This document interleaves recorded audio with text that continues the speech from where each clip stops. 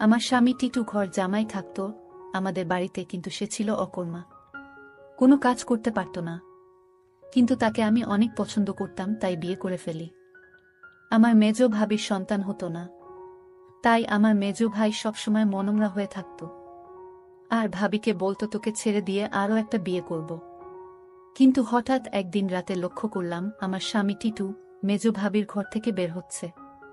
তার কিছুদিন পর ভাবি মহতে যাচ্ছে। আমি তা শুনে আমার মাথা ঘুরে গেল। তাহলে কি আমার স্বামী ভাবিকে? তাহলে মূল ঘটনাটা খুলে বলি। মাঝরাতে পানি খেতে উঠে নিজের স্বামীকে মেজ ভাবির ঘর থেকে বের হতে দেখে চমকে উঠল দিবারা। মেজ ভাইয়া 4 দিন হলো ঢাকায়, এখন ভাবি একা ঘরে। আমার স্বামী এত রাতে মেজ ভাবির ঘরে কি করতে গিয়েছিল সেটা জানার জন্য আমার মাথায় ঘুরপাক খাচ্ছে। এই ঘরের দিকে স্বামীকে আসতে দেখেই দরজা বিজিয়ে দিয়ে বিছানায় উঠে ঘুমানোর অভিনয় করল দিবারা। তার স্বামী দরজা ঠেলে সন্তর্পণে হেঁটে এসে বিছানায় তার পাশে শুয়ে পড়ল। দিবারা এই বাড়ির মেয়ে, তার স্বামী ঘর জামাই। দিবারা জানে কোনো রকম অপরাধ করলে তাকে সহ তার স্বামীকে এই বাড়ি থেকে বের করে দিবে ভাইয়েরা, তাই এই ব্যাপারে আর কোনো কথা বলে না দিবারা। পরের দিন সারাদিন মুখ কালো করে রাখলেও তার স্বামী টিটুকে এই বিষয়ে কিছুই জিজ্ঞেস করে না সে। তারপরের রাতে দিবারা আর কিছুতেই ঘুমাতে পারে না। তার বিশ্বাস তার মেজ ভাই যতদিন শহরে আছে প্রতি রাতেই বোধহয় তার স্বামী মেজ ভাবির ঘরে গেছে। কিন্তু ঘরে গিয়ে কি করল এটা তো আমি দেখি নাই, শুধু দেখতাম মেজ ভাবির ঘরে যেত। কেন যেত দিবারার মনে সন্দেহর সৃষ্টি হল। তার বিশ্বাসকে সত্যি প্রমাণিত করতেই যেন ধীরে ধীরে টিটু দিবারার পাশ থেকে গড়িয়ে মেঝেতে নামল। এরপর পা টিপে টিপে ঘরের দরজা খুলে বাইরে চলে গেল। রাত এখন কয়টা হবে? 1টা, 2টা। টিটু কোনো কাজ না জোগাড় করতে পারায় ভাইদের উপর নির্ভর করেই বেঁচে আছে তারা দুজন। দিবারা টিটুর এই অর্থ উপার্জনের অক্ষমতাটাই পুষিয়ে দেয়, সারাদিন গাধার মতো বাড়ির কাজ করে। সারাদিন কাজ করায় শরীর এতই ক্লান্ত হয় যে সারারাত মরার মতো ঘুমায় দিবারা। কয়বার টিটু তাপ্পড় দিয়েও দিবারার ঘুম ভাঙাতে পারেনি। তাই রাতে যে দিবারা জেগে থাকতে পারে এমন কোনো ভয় তার ছিল না বলা যায়। আর এই সুযোগে মেজ ভাবির ঘরে যেত। কিন্তু কেন যেত তা আমি কিছুই জানতাম না। পরদিন রাতে দিবারা ঘুমায়নি। সে রাতে জেগেছিল তার স্বামী কি করে তা জানতে। তখনই দেখল দিবারার স্বামী বিছানা থেকে ধীরে ধীরে উঠে গেল। ঘর থেকে বের হয়ে মেজ ভাবির ঘরে গেল। কিছুক্ষণ পর মেজ ভাবির ঘর থেকে চিৎকার শোনা যাচ্ছে। মনে হচ্ছে ভাবির এক অন্যরকম চিৎকার। আমি ভাবতে থাকলাম কি হতে যাচ্ছে এখানে। আমি কিছুটা আন্দাজ করতে পারলাম না আসলে ওই ঘরে কি হচ্ছে। টিটু চলে যেতেই বালিশে মুখ গুজে ফুপিয়ে কেঁদে উঠল দিবারা। সে তার স্বামীকে কত ভালোবাসে, সে কিনা করে সারাদিন তার জন্য, আর সে কিনা তার সাথে বিশ্বাসঘাতকতা করতে পারে। দিবারা ভাবল ওই ভাবির ঘরে কেন আমার স্বামী টিটু যায়, এটা আমার যে করে হোক জানতে হবে। পরের 2 রাত অনেক চেষ্টা করেও জেগে থাকতে পারল না দিবারা। সারাদিনের কাজের ধকলে এতই ক্লান্ত থাকত যে মাঝরাত পর্যন্ত বিছানায় শুয়ে জেগে থাকা তার পক্ষে অসম্ভব ছিল। তারপরে যখন মেজো ভাই চলে এলো তখন থেকে দিবারা কিছুটা নিশ্চিন্ত হল। তারও কয়েকদিন পর এক রাতে গভীর ঘুমে ঘুমিয়ে রয়েছে দিবারা। অনেক ধাক্কাধাক্কি করে তাকে উঠালো তার স্বামী টিটু। ঘুম জড়ানো ক্লান্ত কণ্ঠে দিবারা বলল, কি হয়েছে? এত রাইতে ডাকেন কেন? লাইটটা একটু জ্বালাও তো। সারাদিন কাম কইরা কুল পাই না। উনি আছেন তার চিন্তায়, এখন ঘুমান। এই বাড়ির সবচেয়ে অবস্থাপন্ন বলা যায় মেজু ভাই শহীদকে। তার স্ত্রীও অবস্থাসম্পন্ন ঘরের মেয়ে। শহীদ মিয়ার বড় চালের আড়তের ব্যবসা। গ্রামের দিকে হলেও শহীদের ঘরটা দেখার মতো। ইট সিমেন্টের দেয়াল আর টিনের দোচালা। তার ডান পাশে 2টো ইটের তৈরি ছাপড়া ঘরে থাকে ছোট ভাই বাদল আর বড় ভাই জলিল। তাদের 2টো ঘরের মুখোমুখি উঠান পেরিয়ে একটা টিন আর বাঁশের তৈরি ঘর। এখানেই দিবারা আর টিটুর সংসার। দিবারা খুব চিকন আর কালো হওয়াতে বাবা মায়ের মৃত্যুর পর 3 ভাই অনেক খুঁজেও কোনো পাত্র পায় না। শেষমেশ এক ভব ঘুরে ভাদাইমা গোছের এই টিটুকে ঘর জামাই হিসেবে আনে। ভেবেছিল টুকটাক কিছু কাজে তাকে লাগাবে, কিন্তু সে পুরোই অকর্মা। সেই দিনের প্রায় 1 মাস পর বাড়িতে বিরাট উৎসবের মতো আয়োজন হল। দিবারার ছোট ভাইয়ের 2টা আর বড় ভাইয়ের 3টা সন্তান হলেও মেজ ভাই বিয়ের 4 বছর পরেও সন্তানের মুখ দেখতে পারেননি। মেজ ভাই আরেকটা বিয়ে করবেন কিনা এটা নিয়ে চিন্তা ভাবনা করছিলেন। যে স্ত্রী তাকে সন্তানের মুখ দেখাতে পারবে, মেজ বউকে তাহলে এই বাড়ি ছেড়ে চলে যেতে হতো। ঠিক এই সময়েই আনন্দ সংবাদটা পেল সবাই। মেজ বৌমা হতে চলেছে। মেজ ভাইয়া আর ভাবির আনন্দ দেখে কে। এই উপলক্ষেই এই উৎসব আয়োজন। দিবারা যখন আনন্দের সাথে টিটুকে এই খবরটা দিল তখন সে সামান্য একটু মুচকি হেসে বলল, ভালোই তো। শুনছিলাম কোনো ফকিরের কাছ থেকে পানি পড়া নিচ্ছে। ফকিরটা কামেল। সেও কি যাবে নাকি সেই ফকিরের কাছে? কোথায় থাকে সে? যেখানেই থাকুক, তুমি যাবে কি না সেটা বলো। দিবারা বলল, আমার দরকার নাই। আমি সবই বুঝি, তুমি ভাবিরে ফকিরের কাছ থেকে পানি পড়া এনে দাও, এটা তোমার বানানো কথা। এটা আমি বিশ্বাস করি না। দিবারা আরো বলল, আমি একদিন তোমার এই রহস্য খুঁজে বের করব। আর যেদিন তুমি ধরা পড়বে সেদিন বুঝতে পারবে তোমার কি অবস্থা হয়। টিটু তখন বলেছিল, তুমি আমারে বিশ্বাস করো না। দিবারা বলল, করি, কিন্তু তুমি তোমার প্রতি আমার বিশ্বাস দিন দিন উঠে যাচ্ছে। যতদিন পর্যন্ত আমি জানতে না পারবো তুমি মেজ ভাবির ঘরে কেন যাও, ততদিন পর্যন্ত তোমার প্রতি আমার আর বিশ্বাস হবে আর হবে না। দিবারা এই কথা বলে ঘুমাতে গেল। তার স্বামী টিটু তার সাথে শোয়া ছিল, কিন্তু হঠাৎ করেই দেখল তার স্বামী বিছানায় নাই। তখন দিবারা চিন্তা পড়ে গেল, আজও চলে গেল। ভাবির রুম থেকে এক প্রকার চিৎকার আসতে শুরু করল। আমি কিছুই বুঝতে পারলাম না এটা কিসের চিৎকার। মনে হচ্ছে মেয়েলি কণ্ঠ। প্রায় 1 ঘন্টা পর দিবারা দেখতে ফেল মেজ ভাবির রুম থেকে বের হতে।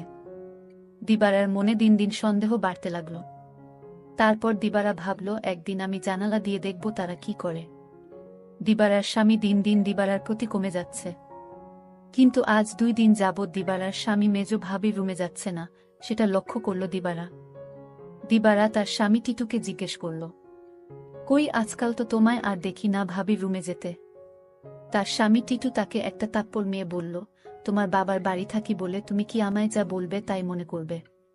সবকিছুর ভিতর শুধু কি তোমার অধিকার আছে, আমার নেই? এর মধ্যে হঠাৎ খবর আসলো মেজ ভাবি মা হতে চলেছে। দিবারা সেটা শুনে থমকে গেল, কারণ মেজ ভাবির স্বামী মানে আমার মেজ ভাইয়ার তো সমস্যা ছিল। তাহলে কিভাবে সে মা হতে চলল? আমার মাথায় কোনো কাজ করছে না। আমার মনে সন্দেহ হতে লাগলো। দিবারা তার স্বামীকে বলল, আপনি এখন আর দেখি দিবারার রুমে যান না কেন? কখন কি করব সেটা আমার ব্যাপার। যাই হোক, আমি এবার অপেক্ষায় আছি কখন আবার আমার স্বামী তার রুমে যায় সেই প্রতীক্ষায়। এর কিছুদিন পর তার স্বামী টিটু ভাবির রুমে গেল। তারপর আমি জানালা দিয়ে যা দেখলাম তা দেখে আমার চোখ ছানা বড়া হয়ে গেল। দিবারা এই দৃশ্য দেখে সে বিছানায় শুয়ে কান্না করতে লাগল। ঠিক তখনই আমার স্বামী টিটু আমার রুমে এসে পড়ল আর আমায় বলতে লাগল, আরে শাহানা, লাইট জ্বালাও না, দেখ কি দেই। বিরক্ত হয়েই বিছানা থেকে নেমে লাইট জ্বালালো দিবারা। তারপর চকিতে এসে বসল। টিটু তার সবগুলো দাঁত বের করে হেসে পাঞ্জাবির পকেট থেকে এক জোড়া চুড়ি বের করল। আরেকটু কাছে আসো, পরায়া দেই। চুড়িগুলো দেখেই চিনল দিবারা এগুলো স্বর্ণের। আর এর মালিক যে মেজ ভাবি ছাড়া কেউ না, তাও সে ভালো করে জানে। সে ভয়ে ভয়ে ফিসফিস করে বলল, এগুলা তো মেজ ভাবির, তুমি পাইলা কই? আরে ভয় পাইও না, চুরি করি নাই, মেজ ভাবি আমারে দিচ্ছে। বলো কি? সে কেন দেবে? তোমারে একটা কথা কই। কই কই কইরাও এতদিন কইতে পারি নাই শর্মে। ভাবছিলাম তুমি আমারে ভুল বুঝবা, কিন্তু তোমারে আমি কি কিছু গোপন করি বলো? ভুল বুঝো না বউ। মেজ ভাই এইবার ঢাকায় যাওয়ার পর কয়রাত আমি মেজ ভাবির ঘরে গেছিলাম। টিটু আবার বলল, মেজ ভাই ঢাকা যাওয়ার পরে মেজ ভাবির কয় রাত খুব জ্বর হয়েছিল, কিন্তু তার যত্ন করার মতো কেউ ছিল না। তাই ভাবি কইল, দেখ টিটু, তোরে আমি ভাইয়ের মতোই দেখি। আমার সারাদিন ভালো লাগে, খালি একটু দুর্বলতা থাকে, কিন্তু রাত হইলেই জ্বর বাড়ে। তুই কি রাইতে আইসা আমার মাথায় একটু পানি ঢালতে পারবি? দিবারা অবাক হয়ে বলল, আমারে কইতে পারত। ছোট ভাবি, বড় ভাবি আছে, তোমারে কইল কেন? আমারে সারা দিনে জ্বরের কথা একবারও কইল না। টিটু মুখটাকে মলিন করে বলল, দেখলা, সব আমার কপালের দোষ। আমি জানতাম তুমি আমারে সন্দেহ করবা। আমি কি আর মাইন্সের বিশ্বাস পাওয়ার যোগ্য? দিবারা এবার কাদো কাদো হয়ে বলল, না গো, আমি ওইটা বলি নাই। আমি তোমারে বিশ্বাস করুম না তো কারে করুম কও? তুমি ছাড়া আমার আর কেরা আছে? তুমি আমারে ঠকাই বা ফিরিসতা আইসা কইলেও বিশ্বাস করুম না। এই না হইলে আমার বউ। শুনো, ভাবিরে কইলাম দিবারারে পাঠায় দিবনে। ভাবি কইল, আহা, বেচারি সংসারটার লাইগা কাজ কইরা সারাদিন মরতাছে, তারে আবার রাইতে ত্যাক্ত করা কেন? দিবারা জানে যে আমি তোমারে ভাই মানি। তুমিই আইসো, দিবারা কিছুই মনে করবে না জানলেও। ওর মন এত নষ্ট না। তবুও আমি তোমারে কিছু কই নাই ডরে।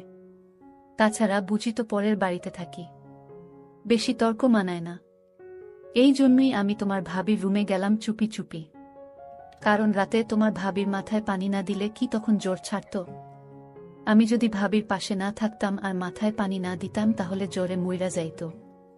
এতদিনে ভাবিকে কবরস্থানে রেখে আসতে হতো।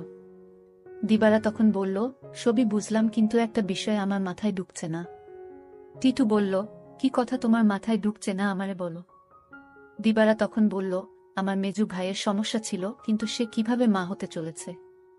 আর ভাবির ঘর থেকে কিসের আওয়াজ আসত। টিটু তখন বলল, তুমি দেখি আবার আমাকে সন্দেহ করতেছ। এই সন্দেহটা তোমাকে দূর করে দেই। তোমার মেজো ভাবি একদিন আমায় বলল, আমার সংসারটা মনে হয় টিকবে না। আমি বলেছিলাম, কেন টিকবে না? কারণ আমার কোনো সন্তান নেই, তাই স্বামী আরেকটা বিয়ে করতে পারে বলে আমায় বলল।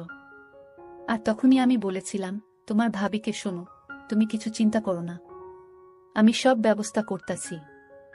আমি তখন এক ফকির বাবার কাছে গেলাম। ভাবির সমস্যাগুলো খুলে বললাম। ফকির বাবা বলল, আমি তোমায় এক গ্লাস পানি পড়া দিব। সেটা 2-3 ফুটা করে সপ্তাহখানে খেতে হবে। তাও নিজ হাতে খেলে হবে না, তার স্বামী তাকে কাওয়াই দিতে হবে। তখন তো বড় ভাই বাড়িতে ছিল না। আমি কোনো উপায় না পেয়ে এক গ্লাস পানি পড়া নিয়ে আসলাম। আর এই ফকির বাবার পানি পড়া খেয়ে আল্লাহর রহমতে সে সন্তান লাভ করেছে, বুঝলে এবার দিবারা। আর তোমার ভাবির ঘর থেকে যে শব্দ আসতো সেটা ছিল এলইডির শব্দ। তুমি তো শুধু শুধু আমায় সন্দেহ করতে। দিবারার চোখ ভিজে উঠে। আহা, তার এই স্বামীকে আর ভাবিকেই নাকি সে ভুল বুঝেছে। কি বাজে চিন্তাই না করেছে সেই রাতে তার স্বামীকে ভাবির ঘর থেকে বের হতে দেখে। সে সিদ্ধান্ত নেয় তার সহজ সরল এই স্বামীকে আর কোনোদিন সন্দেহ করবে না সে। টিটু বলল, আমি সেবা যত্ন করাতেই তো ভাবি সুস্থ হইয়া গেল। তাই তো খুশি হইয়া দিল এই চুরি জোড়া, কইল দিবারারে দিও। তবে দিনের বেলা এটা পইর না, সাহানা। বুঝি তো পরের ঘরে থাকি, 5 লোকে 5 কথা কইব। দিবারা তখন কেঁদে কেঁদে বলল, আমি তোমাকে অনেক কষ্ট দিয়েছি, তোমাকে অযথা সন্দেহ করেছি, আসলে তুমি নিষ্পাপ। দিবারা বলল, তুমি মেজো ভাবির ঘরে গিয়ে মেজো ভাবিকে মায়ের মতো যত্ন করে সুস্থ করে তুলেছে, এরকম স্বামী এখনকার যুগে পাওয়া বড় কঠিন। দিবারা বলল, আমায় ক্ষমা করে দিও তুমি। তুমি ক্ষমা না করলে আল্লাহ আমাকে ক্ষমা করবে না। টিটু তখন হেসে বলল, আমি তোমাকে ক্ষমা করে দিয়েছি।